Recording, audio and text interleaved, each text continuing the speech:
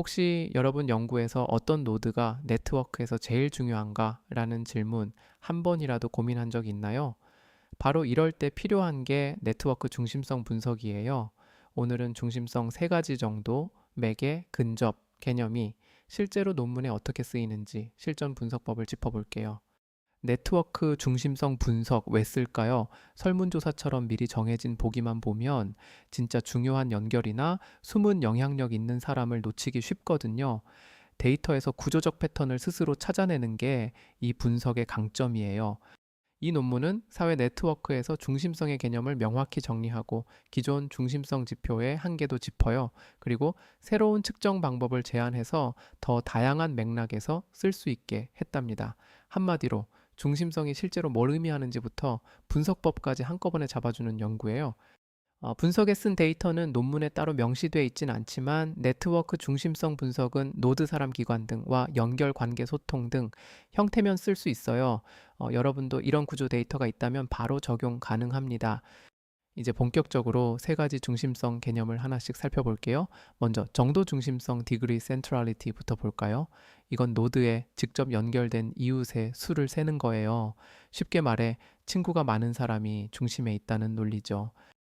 정도 중심성에서는 두 가지 지표를 씁니다. 하나는 절대적, 하나는 상대적이에요. 절대적 지표는 그냥 연결된 수를 그대로 쓰고 상대적 지표는 전체 노드 수 대비 비율로 계산해요.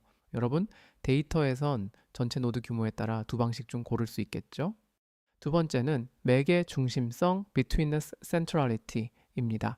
이건 네트워크 내 모든 최단 경로, 지오대식 경로에서 그 노드가 얼마나 자주 경유지로 등장하는지 세는 거예요. 길목을 많이 차지하는 사람이라고 보면 쉬워요. 메가의 중심성도 절대적과 상대적 두 지표가 있어요. 절대 지표는 경유 횟수 자체, 상대 지표는 전체 경로수 대비 비율로 나타냅니다. 데이터가 크면 상대적 지표가 비교에 더 유리할 수 있어요. 세 번째는 근접 중심성, closeness centrality이에요.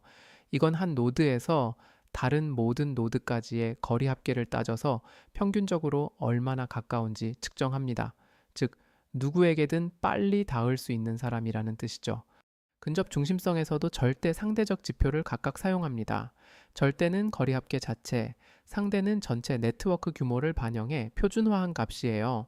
여러분, 연구에서 네트워크 크기에 따라 적절히 선택해 보세요. 중심성 개념별로 이런 절대 상대 지표를 다루는 게 이 논문의 핵심 차별점이에요. 단순히 누가 제일 많나에서 끝나는 게 아니라 네트워크 전체 구조를 반영한 해석이 가능해진 거죠. 이 논문에서는 중심성뿐 아니라 네트워크 중앙화 센트럴리제이션도 함께 계산합니다. 네트워크 전체가 특정 노드에 얼마나 쏠려 있는지, 즉 구조적 집중도를 보여주는 지표예요. 중앙화 지수는 네트워크 내 중심성 분포의 불평등을 수치로 나타냅니다. 만약 한 노드에 거의 모든 연결이 몰려 있다면 중앙화 값이 높고 연결이 고르게 퍼져 있으면 낮아요. 여러분, 데이터도 이런 방식으로 네트워크 집중도를 평가할 수 있습니다. 이제 각 중심성 지표를 실제로 계산하는 과정을 단계별로 설명할게요. 첫 단계는 네트워크의 노드와 연결 정보를 표로 정리하는 거예요. 즉, 누가 누구와 연결되어 있는지 리스트를 만드는 거죠. 다음으로 각 노드별로 연결된 이웃의 수를 세서 정도, 중심성을 계산합니다. 데이터가 크면 프로그램이나 라이브러리로 자동 집계하는 게 효율적이에요. 직접 손으로 셀 수도 있지만 노드가 많으면 자동화가 필수죠. 정도 중심성의 절대치는 연결수, 상대치는 그 값을 전체 노드 수 원로 나눠서 구합니다.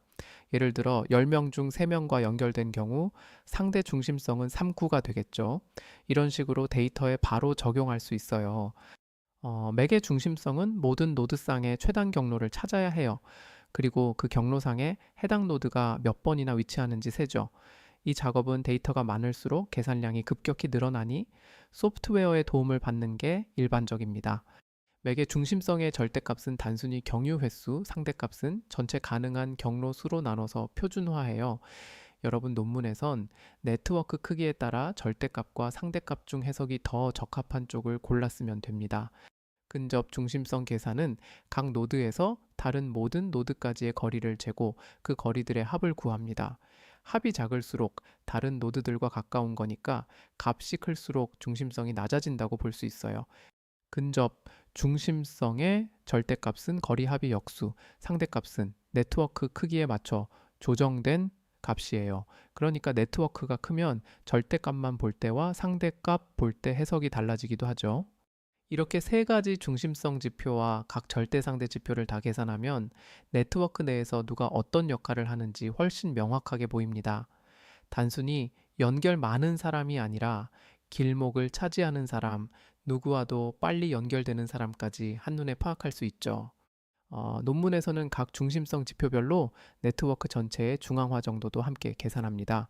이걸로 네트워크가 소수에 집중된 구조인지 아니면 분산적 구조인지 객관적으로 비교할 수 있어요. 중앙화 지수도 절대 상대 값을 구분해 계산할 수 있습니다. 여러분 데이터에서 중앙화가 높다면 소수 노드에 정보나 영향력이 집중되어 있는 셈이죠.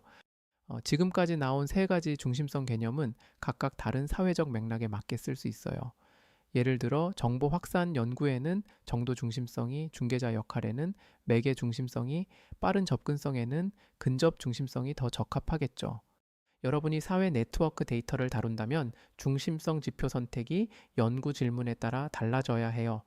누가 영향력 있는가를 묻는 건 단순히 연결수만 보는 게 아니라 경유, 접근성까지 모두 고려해야 한다는 뜻이죠. 분석 결과를 해석할 때는 네트워크의 특성도 함께 봐야 해요. 예를 들어 연결이 아주 고르게 퍼져 있다면 중심성 지표로는 뚜렷한 차이가 잘 안 보일 수 있습니다. 이런 점을 논문에 쓸 때도 꼭 언급해 주세요. 또 한 가지 중심성 지표는 네트워크의 크기와 연결 밀도에 따라 값이 크게 달라질 수 있어요.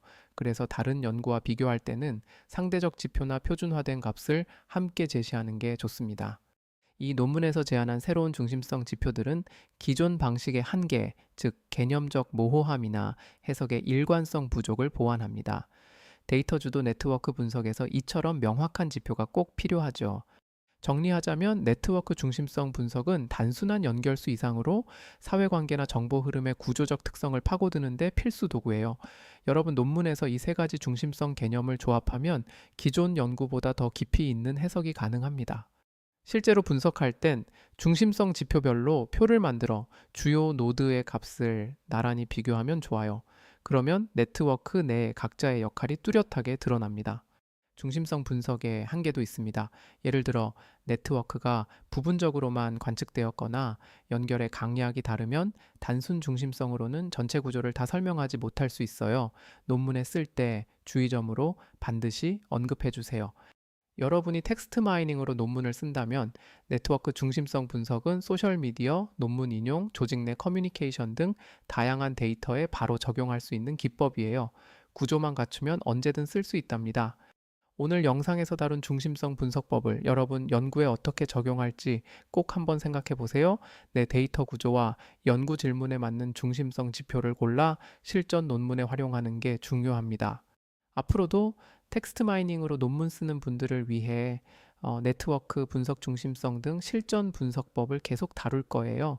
이런 방법에 관심 있다면 구독하시면 논문 작업에 큰 도움이 될 거예요. 오늘 영상이 유익했다면 좋아요도 한번 눌러주세요.